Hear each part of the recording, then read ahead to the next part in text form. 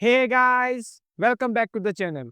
तो ये है हमारा एचटीएमएल का लेक्चर 3 और इसमें हम डिटेल में पढ़ने वाले हैं ब्लॉक टैग के बारे में। तो चलो सबसे पहले मैं वीएस कोड में जाता हूँ और अपना फ़ोल्डर ओपन कर देता हूँ। तो मैंने यहाँ पर एचटीएमएल लेक्चर 3 का फ़ोल्डर बना दिया है, तो इसे मैं सिलेक्ट कर देता हूँ और इसे ओपन कर देता है। तो देखो ये हमारा फ़ोल्डर यहाँ पर ओपन हो चुका है। तो सबसे पहले हमें क्या करना है कि यहाँ पर हमें index.html फाइल बनानी है। index.html मैंने यहाँ पर बना दी। उसके बाद हमें क्या करना है, एक्सक्लेमेशन मार्क, उसके बाद एंटर दबा देना है, जिससे हमारा बॉयलर प्लेट कोड आ जाएगा। और फिर यहाँ पर हमें लिखना है, मैं यहाँ पर लिखता हूँ HTML लेक्चर 3 और साइड में लिख देता हूँ ब्लॉक टैग। ब्लॉक टैग और इसे कंट्रोल एस कर देते हैं, तो इससे हो जाएगा। चलो अब हम स्टार्ट करते हैं पढ़ना। तो देखो ये हमारा HTML का लेक्चर 3 है। तो देखो अभी तक आपने लेक्चर 1 और 2 को नहीं देखा है, तो प्लीज़ उसे जाके देख लेना, क्योंकि वरना आप यहाँ पर डायरेक्ट पढ़ेंगे ना तो आपको कुछ वर्ड के बारे में पता नहीं चलेगा। जैसे कि ब्लॉक टैग क्या होता है, तो मैंने उसके बारे में अगले वीडियोज़ में बताया है, तो आप उसको ज़रूर देख लेना। तो सबसे पहले यहाँ पर मैं एक कमेंट बनाता हूँ और इसमें लिखता हूँ H1 टैग और इसे सिलेक्ट कर देता हूँ और इसे कंट्रोल क्वेश्चन मार्क से कमेंट कर देता हूँ। तो जो H1 टैग होता है ना, वो हेडिंग दिखाने के लिए हम यूज़ करते हैं। जैसे कि मैं यहाँ पर कुछ लिखता हूँ, पहले H1 टैग बनाता हूँ और इसमें यहाँ पर लिखता हूँ रीडिंग और इसे कंट्रोल एस करता हूँ। अब इसका हम आउटपुट देखेंगे। देखो यहाँ पर गो लाइव का ऑप्शन है, तो यहाँ पर हम क्लिक करेंगे। तो देखो यहाँ पर हमारा ये आउटपुट दिखाई दे रहा है। तो जो एच टैग होता है ना, वो हेडिंग दिखाने के लिए काम आता है। तो इसके अलावा H2, H3, H5 ऐसे करके H6 तक होता है। तो अब मैं क्या करता हूँ कि H1 से H6 तक सभी को बना देता हूँ। तो देखो अब आप कोडिंग कर रहे हैं और आपको सेम लाइन को दोबारा लिखना है, तो आपको क्या करना है, तो सबसे पहले इसे सिलेक्ट कर देना है और उसके बाद आपको क्या करना है, अल्टर की दबानी है, फिर शिफ्ट और उसके बाद डाउन। तो जितनी बार आप डाउन करेंगे उतनी बार ये लिख के आ जाएगा। देखो मैं 2 बार, 3 बार, 4 बार, 5 बार और 6 बार। तो मैंने 6 बार इसे कॉपी कर दिया और यहाँ पर मैं H2 कर देता हूँ और यहाँ पर भी H2 कर देता हूँ। इसे करके यहाँ पर H3 कर देता हूँ, यहाँ पर भी H3 कर देता हूँ। फिर यहाँ पर नीचे जाते हैं और यहाँ पर और कर देते हैं। उसके बाद यहाँ पर भी H4 कर देते हैं। इसके बाद यहाँ पर H5 कर देते हैं और यहाँ पर भी H5 कर देते हैं और यहाँ पर मैं लास्ट में H6 कर देता हूँ। ठीक है, यहाँ पर भी कर देता हूँ H6 और इसे कंट्रोल एस करते हैं और अब इसका आउटपुट देखते हैं। तो मैं ब्राउज़र में जाता हूँ। तो देखो जो H1 टैग होता है ना, वो सबसे बड़ा होता है। जो H2 होता है ना, वो H1 से थोड़ा छोटा होता है। H3 उससे भी छोटा होता है। तो इस तरह से हम H1 से H6 तक जाते हैं ना, तो हमारा जो टेक्स्ट होता है ना, वो छोटा होते जाता है। मतलब कि जो H1 होता है ना, वो सबसे बड़ा होता है और जो H6 होता है ना, वो सबसे छोटा होता है। तो चलो इसकी बात हमने कर ली। तो अब हम वीएस कोड में वापस जाते हैं और अब हम बात करते हैं दूसरे टैग के बारे में। तो मैं यहाँ पर एक कमेंट बना देता हूँ और यहाँ पर मैं लिखता हूँ पी टैग, फिर से सिलेक्ट करके कंट्रोल क्वेश्चन मार्क करना था, जिससे कि ये भी कमेंट बन जाएगा। अब पी टैग को हम पैराग्राफ लिखने के लिए यूज़ करते हैं। तो पहले मैं पी टैग बनाता हूँ और इसमें लिखता हूँ दिस इज़ अ टेक्स्ट, उससे कंट्रोल एस करते हैं और उसके बाद हम इसका आउटपुट देखते हैं। पहले क्या करते हैं कि यहाँ पर एक बीआर टैग लगा देते हैं, जिससे कि हमारा आउटपुट नेक्स्ट लाइन में आ जाए। तो मैंने यहाँ पर एक बीआर टैग लगा दिया, कंट्रोल एस कर दिया और ब्राउज़र में वापस जाते हैं। तो देखो यहाँ पर हमारा आउटपुट दिखाई दे रहा है, दिस इज़ अ टेक्स्ट। देखो अब मैं यहाँ पर राइट क्लिक करता हूँ, आपको दिखाता हूँ कि ये सब की सब ब्लॉक टैग है। तो पहले मैं राइट क्लिक करता हूँ, उसके बाद यहाँ पर हम इंस्पेक्ट पर क्लिक करते हैं और देखो जैसे आप यहाँ पर होवर करेंगे तो आपको दिखाई देगा। देखो जो H1 है वो भी ब्लॉक टैग है, H2 भी और H3 भी, ऐसे करके H6 तक सभी के सभी ब्लॉक टैग है। और अब हम पी टैग की बात करें तो देखो ये भी एक ब्लॉक टैग है। चलो अब हम इसे कैंसिल करते हैं और वीएस कोड में वापस जाते हैं। तो चलो अब हम नेक्स्ट टैग की बात करते हैं। पहले मैं यहाँ पर एक कमेंट बनाता हूँ और यहाँ पर मैं लिखता हूँ टैग फॉर लिस्ट। तो अब इसे सिलेक्ट कर लेता हूँ और कंट्रोल क्वेश्चन मार्क कर देते हैं, जिससे कि ये भी कमेंट बन जाए। तो जब भी हमें हमारे एचटीएमएल टैग में लिस्ट बनानी होती है, तो हम कुछ टैग का यूज़ करते हैं। एक होता है यूएल। यूएल का मतलब है अनऑर्डर लिस्ट, मतलब कि ऐसी लिस्ट जिसमें कोई ऑर्डर ना हो, जैसे कि ए 1 2 3 4 या ABCD या कुछ भी ऐसा कुछ ना हो, तो उसे हम अनऑर्डर लिस्ट कहते हैं। तो देखो अब क्या होता है कि जब हम यूएल बनाते हैं, मतलब मैंने अनऑर्डर लिस्ट का टैग तो बना दिया, और उसमें क्या होता है कि इसके अंदर आपको एलिमेंट डालने के लिए एक दूसरा टैग यूज़ करना होता है जिसे कहते हैं एली। तो देखो मैं यहाँ पे पहले एली लिखता हूँ और उसके बाद इसके अंदर आपको लिखना है, पहले मैं लिखता हूँ एप्पल, उसके बाद दूसरे में फिर से एली बनाता हूँ और इसमें मैं लिखता हूँ बनाना और इसे कंट्रोल एस करता हूँ। अब देखो, अब हम इसका आउटपुट देखते हैं ब्राउज़र में। तो देखो ये हमारा आउटपुट आ चुका है। तो इस तरह से हम अनऑर्डर लिस्ट बनाते हैं। सेम तरीके से ऑर्डर लिस्ट आती है, तो फिर हम वीएस कोड में वापस जाते हैं और यहाँ पर क्या करते हैं, एक बार एंटर करता हूँ और यहाँ पर मैं ऑर्डर लिस्ट बनाता हूँ। इसके लिए आता है ओएल टैग। तो ओएल टैग लिखना है, उसके बाद आपको इसके अंदर भी एलआई बनाना है और इसके अंदर आपको लिखना है। मैं फिर से एप्पल ही लिखता हूँ और दूसरा बनाता हूँ एलआई टैग और इसमें मैं लिखता हूँ बनाना और उससे कंट्रोल एस करते हैं। अब इसका आउटपुट देखते हैं। तो देखो अब हमारा ये ऑर्डर लिस्ट का भी आउटपुट यहाँ पर दिखाई दे रहा है। देखो यहाँ पर 1, 2, 3 ऐसे दिखाई दे रहा है। तो आप जितने एलआई अंदर लिखेंगे उतना आपको यहाँ पर ऑर्डर देखने को मिलेगा। अब देखो, आप लिस्ट के अंदर भी लिस्ट बना सकते हैं। जैसे कि मैं बनाना है इसके अंदर ही दूसरी एक लिस्ट बनाना चाहता हूँ। तो उसके लिए आपको क्या करना है, तो इसके लिए क्या करता हूँ कि पहले मैं इस बनाना को कैंसल करता हूँ, निकाल देता हूँ। अब मैं क्या करता हूँ, यहाँ पर एक बार एंटर देता हूँ और इसके अंदर एक यूएल टैग बनाता हूँ और यहाँ पर इसके अंदर मैं एलआई बनाता हूँ और इसके अंदर मैं लिखता हूँ बनाना 1। इसके बाद एक दूसरी एलआई बनाता हूँ और इसमें मैं लिखता हूँ बनाना 2। ऐसे कंट्रोल एस कर देते हैं। तो अब हम इसका आउटपुट देखते हैं, तो ब्राउज़र में जाते हैं। तो देखो, यहाँ पर 1 नंबर पर हमें एप्पल मिल गया है। हमने जो 2 नंबर पे बनाना था ना, उसे हमें कैंसल कर दिया था और उसके अंदर हमने एक ड्यूअल टैग बनाया, मतलब अनअदर लिस्ट बनाई और उसके अंदर हमने बनाना 1 और बनाना 2 को ऐड किया था। तो हम इस तरह से मतलब लिस्ट के अंदर भी लिस्ट को यूज़ कर सकते हैं। तो अब हम वीएस कोड में वापस जाते हैं। अब मैं यहाँ पर क्या करता हूँ कि एक और एलआई बनाता हूँ और इसमें मैं लिख देता हूँ लीची और इसे कंट्रोल एस कर देते हैं। इसके बाद इसका आउटपुट देखते हैं। तो पहले इसे रिफ्रेश कर देते हैं। तो देखो हमारा ये आउटपुट यहाँ पर दिखाई दे रहा है। तो एप्पल है। दूसरे नंबर पे हमने बनाना को मतलब निकाल दिया था, उसके बाद एक अनऑर्डर लिस्ट बनाई थी, तो वो भी यहाँ पर आ गई है और इसके बाद यहाँ पर तीसरे नंबर पर लीची आती है। तो अब हम वीएस कोड में वापस जाते हैं। तो अब देखो, जो ओएन होता है ना, उसके अंदर कुछ एट्रीब्यूट्स भी आते हैं, जैसे कि रिवर्स सेल। तो ये क्या करता है कि हमारी जो लिस्ट का ऑर्डर है ना, उसे उल्टा कर देता है, मतलब रिवर्स कर देता है। चलो अब इसी कंट्रोल एस करते हैं और इसका आउटपुट देखते हैं। तो देखो यहाँ पर, देखो जो एप्पल का यहाँ पर 3 नंबर आ गया है, फिर 2 नंबर और फिर 1 नंबर पे आ गया है। तो इस तरह से हम अपने ऑर्डर को उल्टा भी कर सकते हैं, मतलब रिवर्स भी कर सकते हैं। तो चलो अब हम वीएस कोड में वापस जाते हैं। तो अब हम दूसरे एट्रीब्यूट्स की बात करते हैं, तो पहले मैं इसे निकाल देता हूँ और यहाँ पर हम लिखते हैं स्टार्ट। तो देखो, तो अब इसमें क्या होता है कि यहाँ पर आप जो भी वैल्यू देंगे ना, उसके हिसाब से हमारा ऑर्डर दिखेगा। जैसे कि मैं यहाँ पर 5 लिखता हूँ, तो अभी हमारा ऑर्डर कैसे दिखेगा, 5, 6 और 7।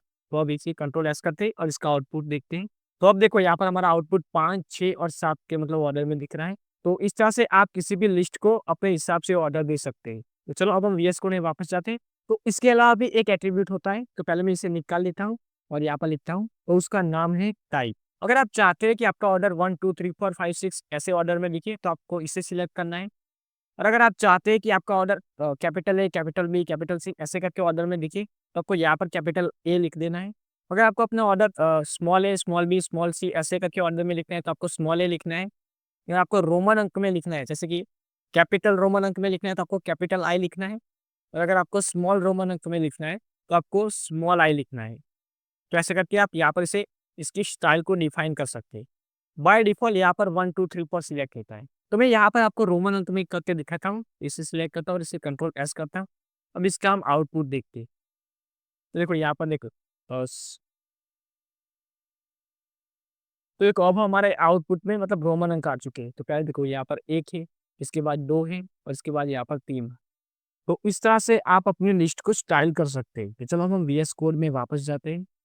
तो अब मैं यहाँ पर टाइप में कैपिटल ए कर देता हूँ और इसे कंट्रोल एस करते हैं और अब इसका आउटपुट देखते हैं। तो देखो जो हमारे ऑर्डर होगा ना, वो कैपिटल ए, कैपिटल बी ऐसे फॉर्म में आ गया होगा। तो इस तरह से आप अपने हिसाब से अपनी लिस्ट को स्टाइल कर सकते हैं। चलो अब हम वीएस कोड में वापस जाते हैं। तो अब हम बात करते हैं अगले टैग के बारे में। तो पहले मैं यहाँ पर नीचे कमेंट बनाता हूँ और यहाँ पर मैं लिखता हूँ div के। अब इसे सिलेक्ट कर देता हूँ और उसके बाद कंट्रोल क्वेश्चन मार्क करके इसे कमेंट कर देते हैं। तो जो div टैग होता है ना वो कंटेनर बनाता है और हम उसके अंदर मल्टीपल टैग को मतलब लिख सकते हैं। पर ये एक ब्लॉक टैग है, इसलिए ये क्या करता है कि फुल स्पेस को कवर करता है। तो जो स्पान और div होता है ना वो ऑलमोस्ट सेम जैसा ही होता है, दोनों कंटेनर ही बनाते हैं। और जो स्पान होता है ना वो इनलाइन टैग है और जो div है ना वो ब्लॉक टैग है। तो इन दोनों में सिर्फ यही डिफरेंस है। चलो अब मैं यहाँ पर एक div टैग बनाता हूँ और अब मैं यहाँ पर एक बार एंटर करता हूँ और यहाँ पर एक p टैग बनाता हूँ और इसके अंदर लिखता हूँ दिस इज अ div और से कंट्रोल एस करते और अब इसका आउटपुट देखते। तो देखो यहाँ पर दिस इज अ div लिख के आ रहा है। तो देखो यहाँ पर हमने br टैग नहीं लगाया, फिर भी हमारा जो आउटपुट है वो नेक्स्ट लाइन में आ रहा है, क्योंकि अभी हम जो पढ़ रहे हैं ना वो सब के सब टैग ब्लॉक टैग है, इसलिए मतलब ये फुल स्पेस को कवर करते हैं। मैं यहाँ पर आपको इंस्पेक्ट करके दिखा देता हूँ। राइट क्लिक करेंगे और इंस्पेक्ट पर क्लिक करेंगे। तो अब देखो मैं यहाँ पर बॉडी के कंटेंट को बड़ा करता हूँ और उसके बाद देखो, तो देखो अब मैं H1 पे हवर करता हूँ, फिर भी देखो ये पूरी मतलब स्पेस को कवर कर रहा है, ये भी कर रहा है। सेम तरीके से ये सभी के सभी फुल स्पेस को कवर कर रहे हैं। यहाँ पर वी आर टैग लिखने की हमें कोई जरूरत नहीं थी, तो पहले मैं क्या करता हूँ कि VS कोड में जाता हूँ और इस वी आर टैग को निकाल देता हूँ। यहाँ पर मैं इसे लिखने की कोई जरूरत नहीं, फिर से कंट्रोल एस कर देता हूँ और वापस हम ब्राउजर में जाते हैं। तब देखो इसके बाद यहाँ पर देखो जो पी टैग है ना वो भी मतलब फुल स्पेस को कवर कर रहा है। सेम तरीके से जो हमारा यूएल है वो भी फुल स्पेस को कवर कर रहा है, एलआई भी फुल स्पेस को कवर कर रहा है। इसके बाद जो न्यू टैग है फुल स्पेस को कवर कर रहा है। तो इस तरह से ये सबके सब ब्लॉक टैग है। तो चलो अब हम इसे क्लोज करते हैं और उसके बाद VS कोड में वापस जाते हैं। अब देखो जो div टैग है ना वो बहुत ही इंपॉर्टेंट है, क्योंकि हम बहुत जगह पर div टैग का यूज करेंगे। जहाँ भी हमें कंटेनर बनाने की जरूरत होती है ना तो वहां पर हम div टैग को ही यूज करते हैं। तो जो div टैग है ना वो बहुत ही इंपॉर्टेंट है। तो चलो अब हम बात करते हैं कि हम div टैग को प्रैक्टिकली कैसे यूज करते हैं। तो मैंने यहाँ पर एक लेआउट बनाया है, तो मैं इसे ओपन करता हूँ। तो चलो ये लेआउट में मैंने क्या किया है कि ये सबसे बड़ा कंटेनर बनाया है। अब इसके अंदर एक ऊपर वाला पार्ट है और एक नीचे वाला पार्ट है। जो ऊपर वाला पार्ट है ना वहाँ पर 2 कंटेनर है और जो नीचे वाला पार्ट है ना वहाँ पर 3 कंटेनर। तो जब भी हमें इस तरह का लेआउट बनाना होता है ना तब हम div टैग को यूज करते हैं। तो सबसे पहले यहाँ पर ये सबसे बड़ा कंटेनर है ना, इसके लिए हम क्या करते हैं कि यहाँ पर एक div टैग बनाते हैं। ये वाला मैं इसे हाईलाइट कर देता हूँ इस तरह से, ये वाला यहाँ पर भी हाईलाइट कर देता हूँ। और उसके बाद हम इसके अंदर 2 div टैग बनाएंगे, एक ये वाला और एक ये नीचे वाला। मतलब कि ये ऊपर वाला पार्ट और ये नीचे वाला पार्ट। अब ये ऊपर वाला पार्ट है ना, तो देखो इसके लिए हमने जो div टैग बनाया है ना उसके अंदर हम 2 और div टैग बनाएंगे, जिससे कि हमारा ये वाला कंटेनर बनेगा, ये वाला और ये वाला। तो इस तरह से हम ऊपर वाला पार्ट बनाते हैं। और फिर नीचे वाला लेआउट बनाने के लिए हम क्या करेंगे कि हमने यहाँ पर जो div टैग बनाया था ना उसके अंदर हम 3 और div टैग बनाएंगे। तो पहले div से ये वाला पार्ट बनेगा, दूसरे div से ये वाला और तीसरे div से ये वाला पार्ट बनेगा। तो इस तरह से हम div टैग को यूज करते हैं। तो चलो अब हम VS कोड में वापस जाते हैं। तो चलो अब हम बात करते हैं नेक्स्ट टैग के बारे में। तो मैं यहाँ पर एक कमेंट बनाता हूँ, 5 लिखता हूँ और इसके बाद यहाँ पर लिखता हूँ फॉर्म टैग और उसके बाद इसे सिलेक्ट करता हूँ और कंट्रोल क्वेश्चन मार्क से इसे कमेंट बना देता हूँ। अब मैं एक दूसरी कमेंट बनाता हूँ और यहाँ पे मैं लिखता हूँ टेबल टैग। ओके, और इसे सिलेक्ट करके कंट्रोल क्वेश्चन मार्क कर देंगे। अब देखो ये जो फॉर्म टैग है और ये टेबल टैग है ना ये बहुत ही बड़ा टॉपिक है। तो हम क्या करेंगे, इस पर एक सेपरेट वीडियो बनाएंगे और वहाँ पर हम इसे पढ़ने वाले हैं। तो चलो अब हम यहाँ से आगे बढ़ते हैं। तो अब हम बात करते हैं HTML5 के एलिमेंट्स के बारे में, जैसे कि मेन टैग होता है, फिर हेडर टैग होता है, उसके बाद नेव टैग होता है, फिर आर्टिकल टैग होता है, फिर सेक्शन टैग होता है, फूटर टैग होता है। ऐसे करके सभी टैग होते हैं। तो चलो अब हम स्टार्ट करने वाले हैं मेन टैग के बारे में।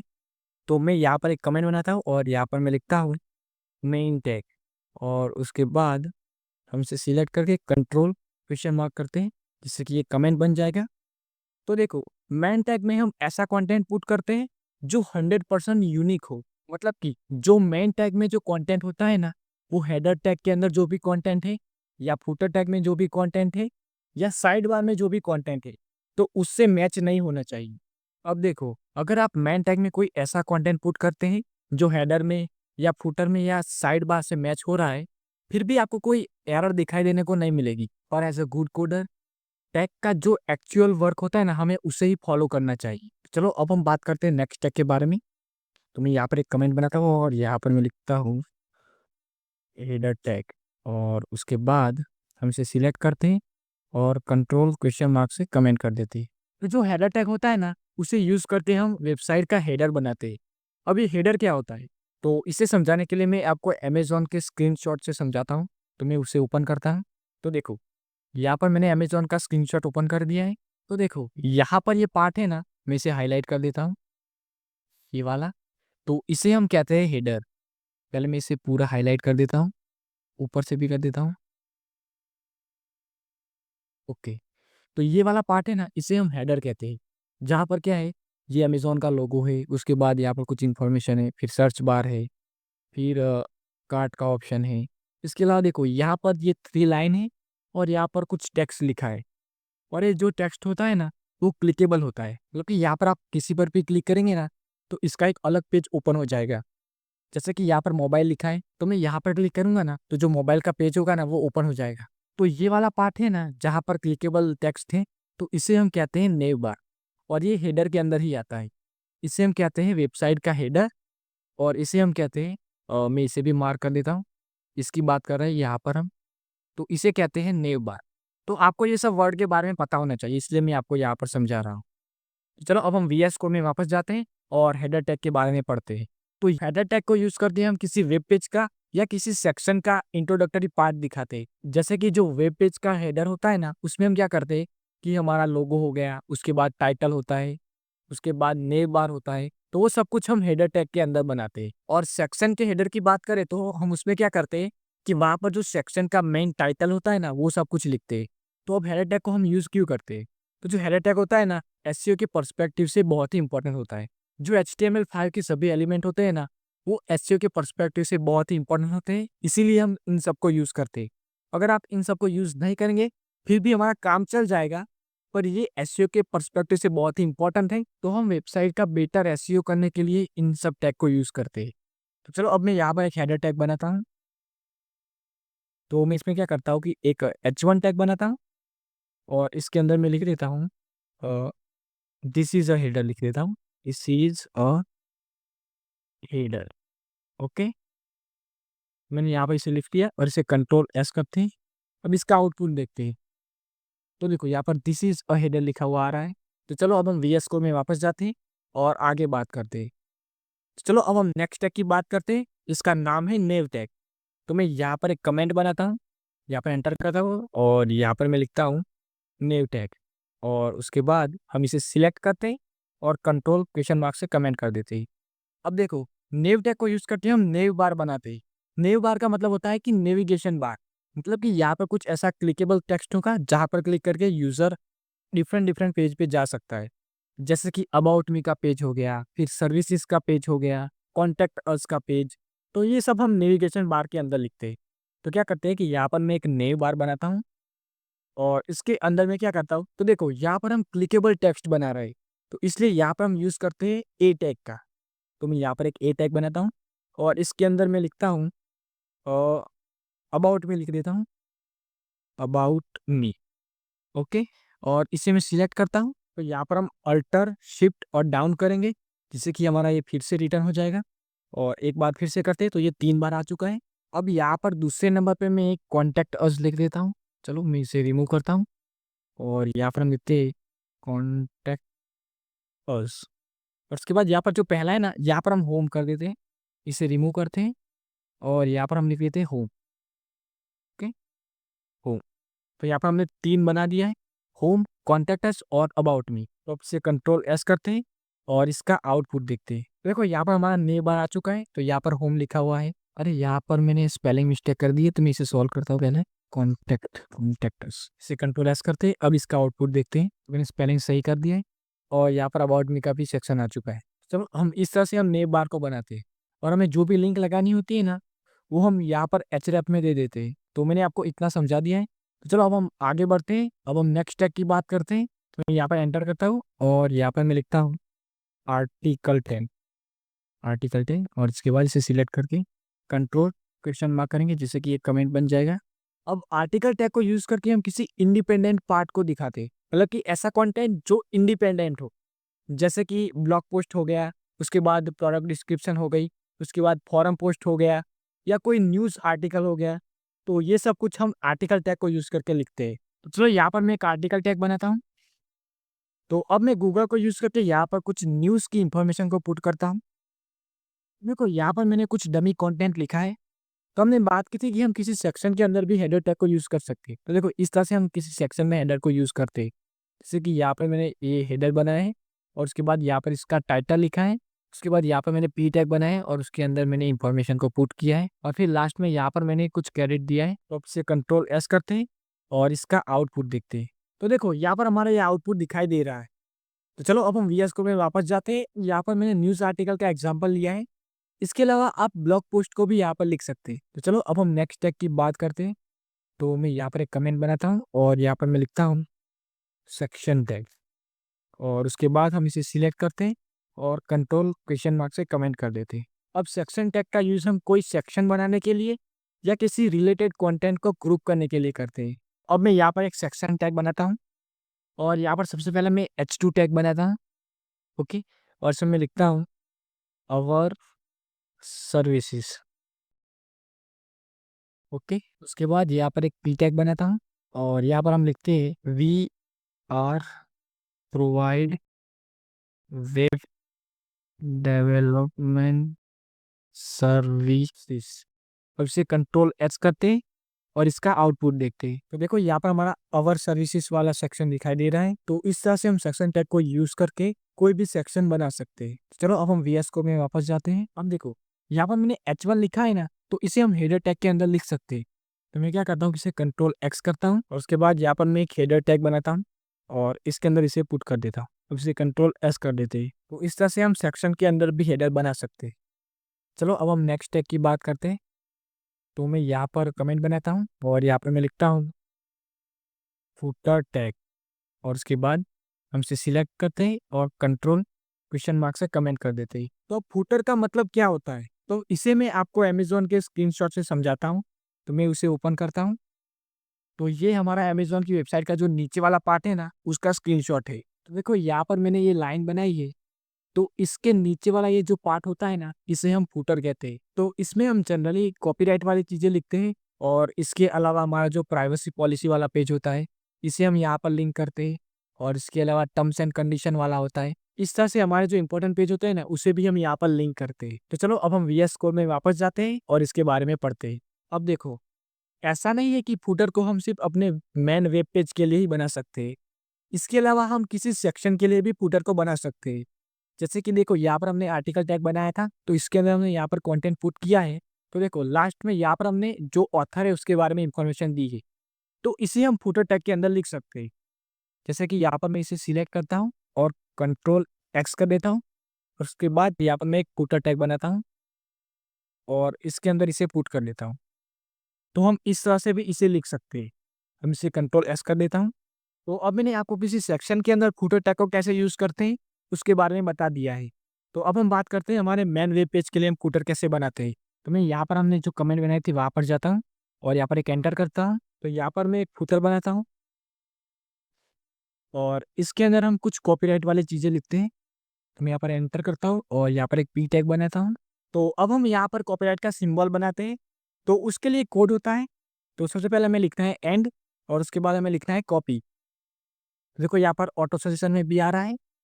तो इसे एंटर करते हैं तो ये सिंबल यहाँ पर आ जाएगा और उसके बाद हम यहाँ पर लिखते हैं बाय एस आर प्रोग्रामिस्ट से कंट्रोल एच करते हैं और इसका आउटपुट देखते हैं। तो देखो यहाँ पर कॉपीराइट वाला साइन भी आ रहा है और हमने जो टेक्स्ट लिखा था ना, वो भी आ रहा है। तो इस तरह से हम फुटर टैग को यूज करते हैं।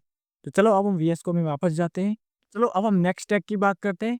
तो मैं यहाँ पर एक कमेंट बनाता हूँ और यहाँ पर मैं लिखता हूँ फिगर टैग और इसके बाद हम इसे सिलेक्ट करते हैं और कंट्रोल क्वेश्चन मार्क करते हैं, जिससे कि ये कमेंट बन जाएगा। अब फिगर टैग को यूज करके हम किसी इमेज वाले पार्ट को दिखा सकते हैं। जैसे कि यहाँ पर मैं एक फिगर टैग बनाता हूँ। तो यहाँ पर मैं एक एंटर करता हूँ और यहाँ पर एक इमेज टैग बनाता हूँ। तो अब मैं क्या करता हूँ कि गूगल से एक इमेज को डाउनलोड करता हूँ और उसके बाद इस फोल्डर में सेव कर देता हूँ। तो चलो यहाँ पर मैंने एक इमेज को डाउनलोड करके हमारे फोल्डर में सेव कर दिया है। तो अब यहाँ पर मैंने इमेज का नाम रखा है programmer.jpg। तो मैं यहाँ पर जैसे पी लिखता हूँ तो ये ऑटो सजेशन में आ जाता है। तो मैं इसे लिंक कर देता हूँ और उसके बाद हम इसे कंट्रोल एस करते हैं और इसका आउटपुट देखते हैं। तो देखो यहाँ पर हमारी इमेज आ चुकी है, तो इस तरह से हम फिगर टैग को भी यूज़ कर सकते हैं। चलो अब हम वीएस कोड में वापस जाते हैं। तो देखो यहाँ पर जो हेडर टैग होता है और ये फुटर टैग होता है ना, ये दोनों ऐसे एलिमेंट हैं जो हम अपने मेन वेब पेज के लिए भी यूज़ कर सकते हैं और इसके अलावा हम किसी सेक्शन के लिए भी यूज़ कर सकते हैं। तो अब यहाँ पर हमारे सभी ब्लॉक टैग कंप्लीट होते हैं। तो अब हम बात करते हैं कि आपको ये नोट्स कैसे मिलेगी, मतलब कि यहाँ पर हमने जो भी कोडिंग की है, तो आपको ये फाइल कैसे मिलेगी। तो मैंने डिस्क्रिप्शन में आपको वेबसाइट की लिंक दे दी है, या आप गूगल में डायरेक्ट भी सर्च कर सकते हैं srprogramist.blogspot.com।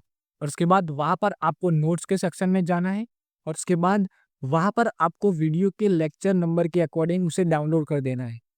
जैसे कि ये हमारा HTML का लेक्चर 3 है, तो वहाँ पर लिखा होगा HTML लेक्चर 3। तो उसके साइड में जो डाउनलोड का बटन होगा ना, वहाँ पर आपको क्लिक करना है, तो आप ड्राइव में रीडायरेक्ट हो जाएंगे। अब ड्राइव में क्या होता है कि हम जो भी फ़ोल्डर अपलोड करते हैं ना, वो ऊपर दिखाई देता है और उसके अंदर जो भी फाइल होती है ना, वो आपको स्क्रीन पर दिखाई देती है। तो देखो यहाँ पर मैंने 2 फाइल बनाई है, तो वहाँ पर आपको ये दोनों चीज़ें दिखाई देगी। तो आपको वहाँ से उसे डाउनलोड कर देना है। तो इस तरह से आपको नोट्स मिलने वाली है। तो चलो अब हम बात करते हैं प्रोजेक्ट के बारे में। मैं यहाँ पर एक कमेंट बनाता हूँ और यहाँ पर मैं लिखता हूँ प्रोजेक्ट 2 और इसे मैं सिलेक्ट करता हूँ और कंट्रोल क्वेश्चन मार्क कर देता हूँ, जिससे कि ये कमेंट बन जाएगा। तो इस प्रोजेक्ट में आपको क्या करना है कि आपको एक वेबसाइट का सिंपल लेआउट बनाना है। तो मैं यहाँ पर इस कमेंट के अंदर ही लिख देता हूँ, एंटर करता हूँ और यहाँ पर मैं लिखता हूँ सिंपल वेब पेज स्ट्रक्चर।